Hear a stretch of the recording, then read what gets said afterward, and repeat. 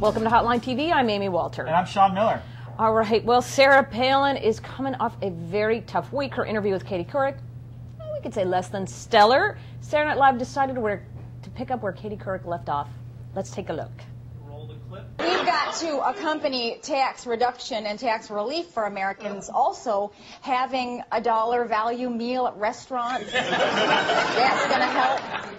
But 1 in 5 jobs being created today under the umbrella of job creation, that, you know, also...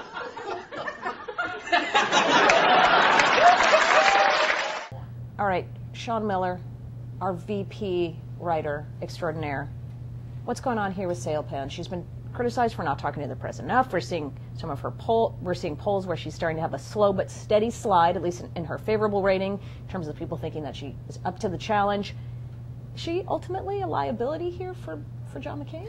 Well, she hasn't had a good week. I mean, we can say that. I mean, she's starting to get to the point where conservative writers are coming out against her and giving her poor reviews, poor marks. Going back and watching her interview with Katie Couric, she had a lot of questions she should have been ready for. I mean, the question about Rick Davis and the ties to Freddie Mac, she should have been briefed on, and she had a talking point response to that, and the bailout. Yeah, and the bailout. I mean, like these are straightforward. These are kind of topical, straightforward questions. Right. It's just not trying to figure who's the president of Kyrgyzstan or right. some. This was like, here we go. Yeah. Topic of the day. Yeah. All right, so what is she going to do now? We know in debates or in high-profile situations, what she's able to do when she hunkers down, they sequester her for a couple days, and she studies up. Right. She does fine.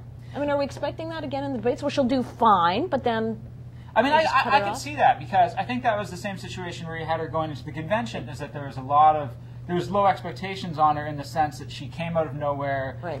What was she going to say? And she really wowed them. So, this is a situation where I don't think expectations could get any lower. No. I mean, but how long can you get away with that? That's what I'm wondering, which is, we saw it at the convention, and then with Gibson, and now with this. And it's sort of like, as the bar gets lower, doesn't her overall appeal get lower too, right? So that her effectiveness, as the bars gets lowered, her effectiveness kind of goes down with her potential to be effective. At this point, she's only been used to draw crowds. I mean, she isn't out there, giving interviews to local media. She isn't out there speaking to the national press. She is there essentially to build crowds for John McCain events, and she's been effective in that. All right, so how do you think she's going to do matched up against Joe Biden? And what do you think Joe Biden needs to do? That's a whole other story I'm sure we'll have later this week, but what on earth does she need to do for folks to be able to say, okay, this was a redemption for her? Well, I think she needs to be herself, and that is something that has come out amongst all the critics of Sarah Palin have said. But who is herself? Who is We herself? don't know who that is. She's a folksy woman from a unique state, and she has a unique background. Isn't that what everybody's sort of criticizing her for? And granted, it's not as if the Tina Fey parody, while it's spot on in some ways, this is also not the kind of show that these sort of swing voters or conservative voters are spending a whole lot of time. This is not their demographic necessarily. But isn't the point that she's seen in some ways as too folksy and as not serious enough for this job? Yeah, I mean, I think she sort of crossed that line. I think, going back and looking at President Bush when he was governor of Texas, he sort of came onto the national stage with not too thick of a resume, but with the background being the son of a former president. So he sort of had that kind of instant credibility. Sarah Palin doesn't have that. But I think that's what she needs to go back to, is go back to her experience as governor. She has a lot of experience working, on energy issues, with oil in particular.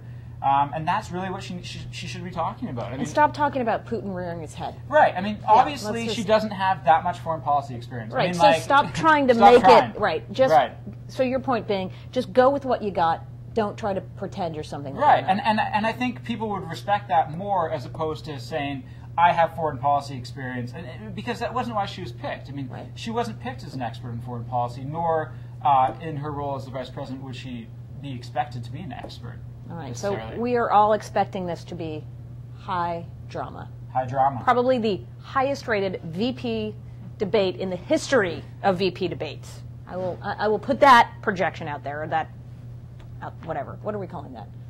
Prediction. Thank you. I can't use my words. I'm very tired. But that is all we have for today from Hotline TV.